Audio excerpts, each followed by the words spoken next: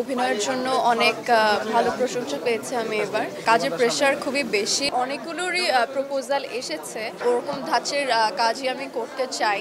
আমি চাইলে তো আসলে সবকিছু হয় না। নীল চক্রের জন্য এই ফার্স্ট অ্যাওয়ার্ড পেয়েছি আমি, আর খুবই কম সময়ের মধ্যেই, মানে কেবল তো ঈদের রেশ শেষ হয়েছে, তারপরে আবার ফার্স্ট অ্যাওয়ার্ড পেয়েছি নীল চক্রের জন্য, খুবই ভালো লাগছে। আর অ্যাওয়ার্ড পেতে আর কার না ভালো লাগে, আমারও সেম ফিলিংই হচ্ছে। আর সবাই এত পরিমাণে ভালোবাসা দিয়েছে, আর অভিনয়ের জন্য অনেক ভালো প্রশংসা পেয়েছি আমি এবার। তো সব কিছু মিলে খুবই ভালো লাগছে। এবছর কাজের প্রেশার খুবই বেশি সিনেমা নিয়ে, এবং পরের বছর আই থিঙ্ক কোন ঈদে আমি বলতে পারছি না, বাট ঈদে আবার আমার সিনেমা আসছে, দেখা যাবে। দু তিনটা কাজ নিয়ে আসলে এই মুহূর্তে খুবই বিজি সিনেমা নিয়ে। তো আর আমি চাই যে ডিরেক্টর প্রডিউসারের মাধ্যমেই আসলে ঘোষণাটা আসুক, আমি না দিই, এটাই বেটার।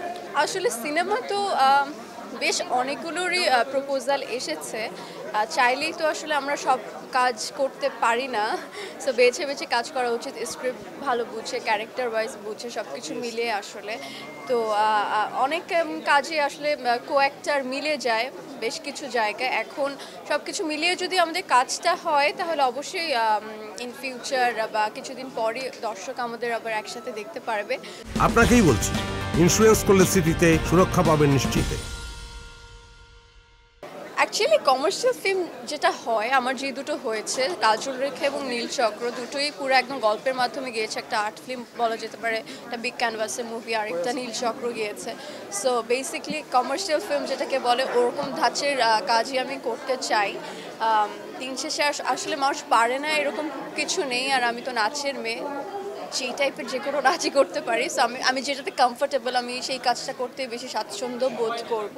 সো আমি চাই যে এরকম কোনো কাজ আসুক ইন ফিউচার, যেটাকে আমার পারফেক্ট ওয়েতে আমি চাই। আমি চাইলে তো আসলে সব কিছু হয় না, সব কিছু আমার হাতে থাকে না। কাজল রেখে আমাকে একটু গেইন করতে হয়েছিল, কারণ আমি তখন অনেক শুকনা ছিলাম। বড়বেলার কাজল রেখাকে সবাই চেয়েছে বড় যেন একটু দেখায়। সো আবার এখন যে সিনেমাগুলো এসেছে, সেখানে বলছে যে অনেক ওজন কমাতে হবে। সো আমি সেই চেষ্টায় আছি।